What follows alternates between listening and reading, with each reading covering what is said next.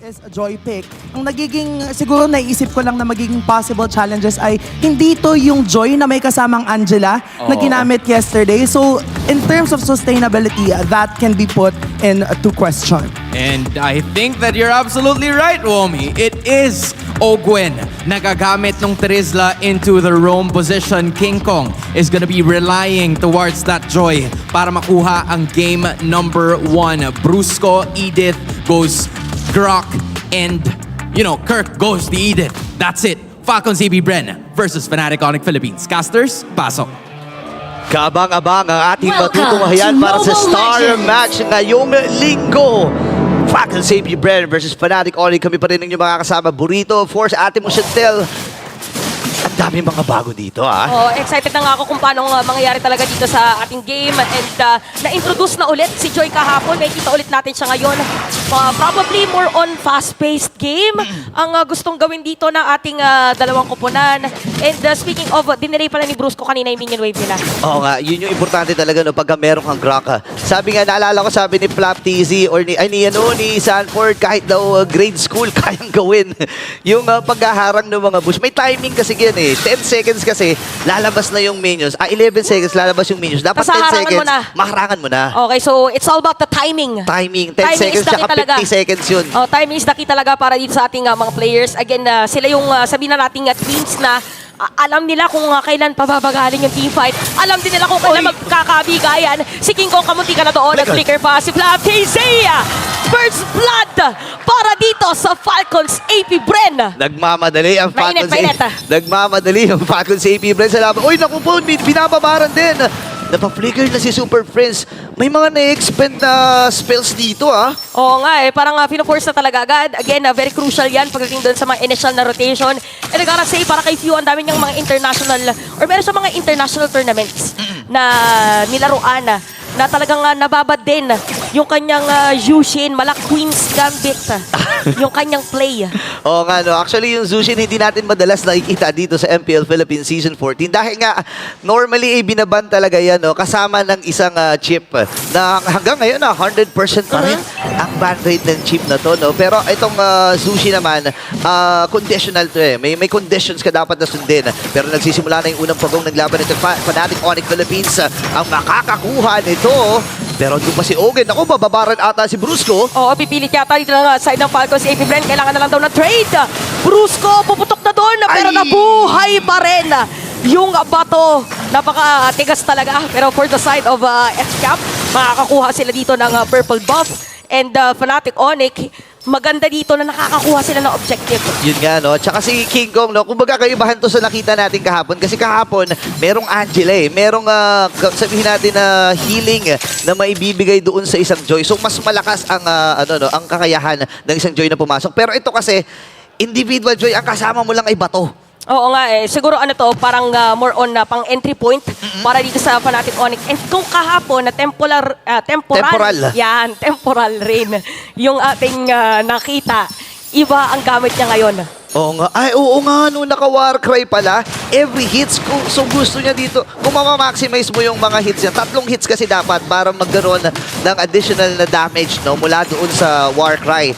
Ang problema, no normal hits dapat si King Kong dito, di ba? So parang ibig sabihin ba nito, kailangan niya muna mag-farm, medyo magiging item dependent muna. Oo. Para magkaroon ng damage. Tingnan natin kung gano'n yung mangyayari kasi based sa ating community prediction, 55% Wow! ang nakaboto dito sa FCAP at yung natira naman ay sa Fnatic Onyx. Yeah, mainit talaga. Alam mo dyan sa community, maganda rin. No, may mga discussions din na nangyayari dyan, pero may diskusyon na nagkakanap din sa baba, ah. Oo, napapilit agad na mag-last insanity si Flap TZ nung moment na yun. Sakto din dahil magkakaroon ng turtle anytime. So, ito na naman yung mga laban na parang medyo mabagal. Pero mamaya parang titibok na lang ng sobrang bilis yung dugo. Tumitibok pa ang dugo, pero Oo. ganun eh. Sige, yun na yun. Basta tumitibok. Lahat ng tumibok. Titibok na talaga kasi nga naman star match to eh. Again, Fnatic Onyx Philippines undefeated in terms of series.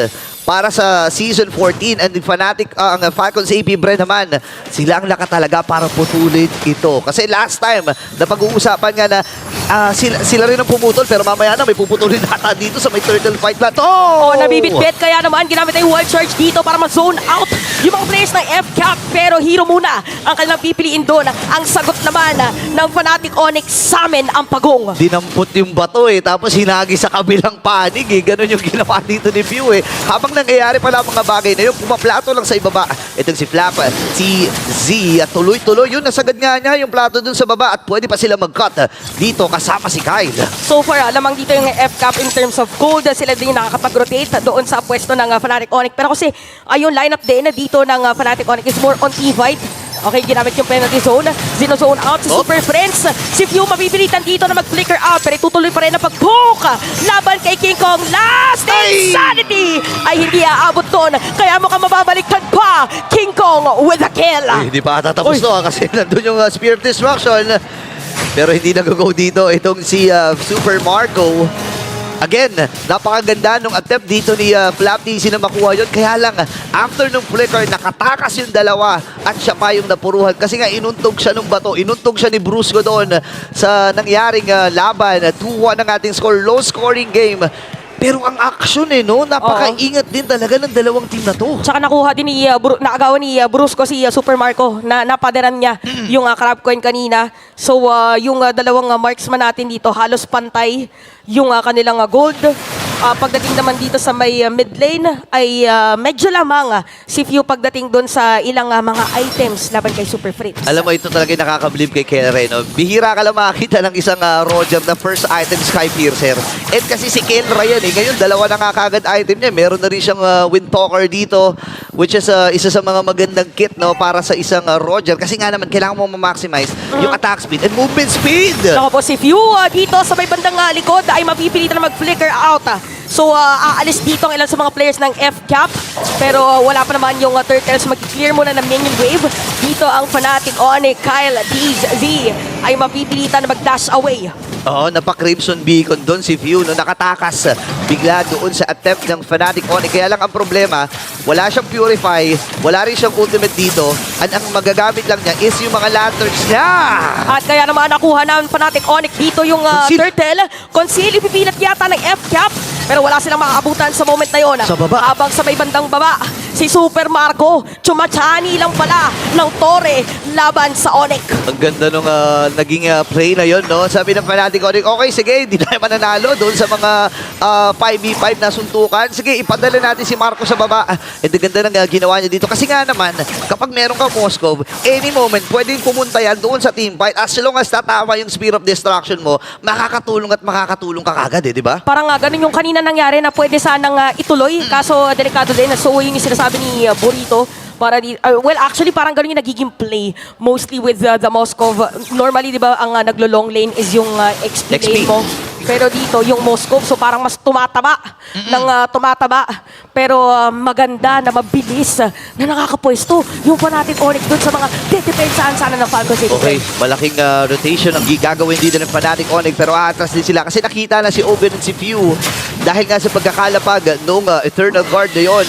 Available na ang mga Purifies ni Few at ni Super Marco. And again, napag-uusapan natin si Super Marco, the bulletproof na hindi pa rin namamatay ngayon. Ito yung nakakatakot na parte, no? 8 minutes, wala pang death si Super Marco. Pagka ikaw yung team na kalaban na ito, parang kailangan mo mag-isip-isip di ba? Oh, at saka parang nakaka-excite to lalo sa lahat ng mga nanonood.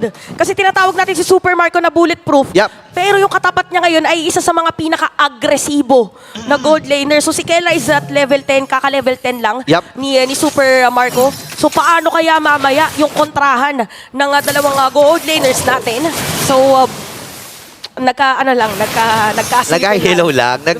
Na-miss nila boss, kumusta daw Kumusta daw ang buhay-buhay Okay, 10 seconds para sa unang Lord ng laban nito. Pero si Kaltizi Naku po, si Kaltizi ay kamunti ka na mamatay sa moment na yun. Ginamit na yung Primal Wrath. Pero si Kirk ang magiging target ng mga players ng Falcons Safety Bren. Ginamit na rin dito yung Eternal Guard, pero more on pokes lang muna para dito sa ating dalawang kupunan. Napakadelikado na ibitaw lahat ng mga skills dahil pwede na at available na itong Lord para para sa ating game. Oh, reset daw muna, sabi ni Kyle TC. Parang ang kinukol niya dito kay Ogen, pre, kapag may lumapit dyan, hawakan nyo lang. Hawakan nyo lang yung Lord na yan. Kasi nga mag-orange buff pa ako. And yun yung ginagawa. Ngayon ang Falcons, AB Bren, and ang Fnatic Onyx Philippines nila, sobrang confident nila eh. Kahit na kanina nalugi sila ng mga early portions, ngayon nahawakan nila yung lead. Hindi ganun kalaki. Pero testament ito no, na nakukontrol nila yung laban. Basag din naman yung top and bottom turret, yung first tier turret doon. So mas maganda yung flow ng wave at mas malalim-lalim ang tatawirin ng Falcons AP Bren if ever. Kailangan pa nila dito mag-clear bago makapunta doon. Ang dami nating napapanood ng mga analysis na napaka-crucial ng mga clearing ng minion pagdating dito sa mga big objective takes. So abangan natin dito kung sino bang i-zone out ni Kirk and even Flap TC at nararamdaman na natin yung true damage at nararamdaman ko na rin dahil napanood na natin to ng ilang mga linggo na pag umabot ng gantong mga 10 minutes tas 2-1 pa lang yung kill score, alam mo magiging balagbag yung susunod na team fight. Bigla magkakaroon ng +5 dun sa kung sino man na team ang makakakuha no, no. Pero again, ganun pa rin ang ginagawa ng Falcons AP Bren. Pinapadali nila dun sa long lane, doon sa opposite lane. Itong si Super Marco. And si Kelra, tinry din naman niya eh. Nakikipagsabayan din siya dun sa lane na yun. Pero may plano ata dito ang Fnatic Onyx. Okay, so ano lang, kaya biglang liko muna. Biglang dito liko. yung Fnatic Onyx. O diba, mahaba dito ang magiging sabihin na nating agawan pagdating doon sa may Lord and top lane. probably ay mare-reset. Madali pa nga ma-reset ni Brusco dito eh. Wall lang eh, pa nagkataon. Tapos mare-reset na, di ba? Oo nga pala, no, yung mga Guardians Barrier lang, tapos umiikot kung saan yung Lord, no. Ang dami na nating nakitang ganon. And again, Falcons AP Bren, paano lang eh, papalit-palit lang yung lead dito. Hindi naman fully nagmamatter. No, yung mga 400, 500 na gold din. Tinan mo, napunta na naman sa Fnatic 21, Onyx. Pero plano nila dito yung one charge. 46 na bigla ay lamang. Actually, free hit na nga si Brusco dito. Take note na nagamit na yung kanyang mga spells. Pero nga lang hindi tatamaan dahil naka-power of nature. Pero yung nga lang si Ogun magiging target nila. Last King Kong Insanity. bigla lang dumaan. Walang tatamaan yung Last Insanity doon. Primal Wrath para dito kay Kirk. So, meron tayong isang casualty para sa side ng FCAP. Okay, 4v5 yung laban na to. Wala na rin. Wait lang, si Brusco, nabababaran. Binibitawan ng metal detector o ilalagay sa likod. Oo, unti-unti nasusunog dito yung bato. Unti-unti nasusunog pero nga lang Aray! bigla nang kumalmot dito si Kelra pero mapapa-flicker out lang din naman. Napakalandasan dito na si Super Marco, si Super Fritz naman ang target nila dito habang Aray! si King Kong nakuha na rin. Grabe, instantly apat kagad na dapat humba dito ng Falcons AP Bren. Dahil yan sa pagkakapunta ni Super Marco pero si Kirk ay hindi pa rin susuko dito. Sinama ako ng Lord. Walang iba kundi ang Falcons AP Bren. Grabe, sobrang intense nung nangyari nung moment na yun. We will watch the replay, the Infinite instant replay. Bobby, tinamaan. And ayun na nga eh, pagpunta doon, pag-teleport ni Super Marco, nakita yung replay. Ayun oh, di ba? Ang sakit talaga ng mga hampas ng isang Moskov. Oo. Ang hirap talaga kalaban. Tapos may pang-pin down pa siya eh, di ba? So, ito na. From 100, from 80 pesos, napunta na sa 2.7K para sa Falcons AP Bren. Tapos sila pa yung may control neto dahil may Mega Minions pa sila nakasama. Grabe, sobrang importante talaga lahat ng mga teamfight. Ito yung sinasabi natin na napapikit ka lang. Oo. Parang kumuha ka lang saglit ng merienda mo, biglang lumamang. Walang Yung tubig, ganun. Ganun ka-importante. Yung lahat ng sabihin na natin objective taking, pero pipilitin yata dito na mawala yung Firaga Armor, Last Insanity, at Si meron Pew! kasamang penalty zone. Si Pew makukuha nila at dediretso yung pang King Kong. Akala makukuha mega kill na para dito kay Super Marco. And Kirk is down as well. Ginamit na rin yung enhanced chains para dito kay Kyle TC at dediretso yun pa dito sa middle lane. Wala ng aura yung gitna. Ayun na nga, basag yung taas. At dito sa may bandang gitna, ready na ba tapusin dito Aray! ng Falcons AP Bren? At si Brusco ay mapapatumba na nila. Dalawa natitira para dumepensa pero nag-hit na nila si Super Marco. Pinagtatataga! Falcons AP Bren! Game number... Yung paghawak nila when they were in the early game. Who else would be the MVP of game number 1? Wala na. Yan na yun. Ngingiti na lang si Marco. Alam niya na yan eh. Kasi siya ang MVP with the Moskov. An incredible performance as well. And looking at the item build, no, at this point, ito na yung normal na build para kay Moskov. Pero ang pinaka naging special para sa akin dito yung shot call talaga ng Fnatic ng Falcons AP Bren.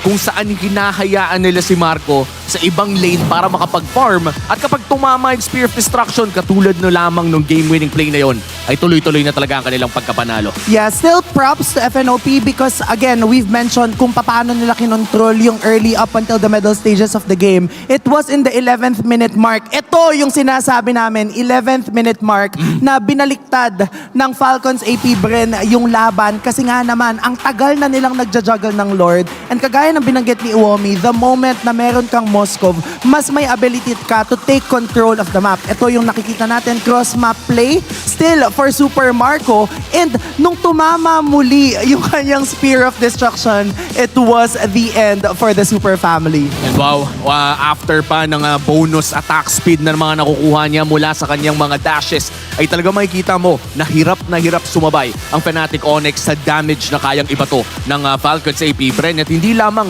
galing kay Super Marco, mind you, this was also a Julian na napakataas ng early game damage. Grabe yung performance sa pinakita and yung space even na pre-provide ng Falcons AP Bren for their gold laner. And this is what you want to watch out for. Kailangan alam nyo yung win condition nyo. And in this case, ang win condition ng Falcons AP Bren ay makapagbigay ng space for Super Marco, and si Super Marco yung magbibigay ng space sa kanila pagpasok ng latter stages of the game. And nakikita natin na kahit nakuha ng FNOP yung majority ng first few turtles, hindi na nga yun minind ng Falcons AP Bren kasi again, nakuha nila yung winning condition nila, and that is to ensure na Super Marco has space while the rest of their team, sila yung magbabawas para mamumulis na lang si Super Marco kapag naglalap.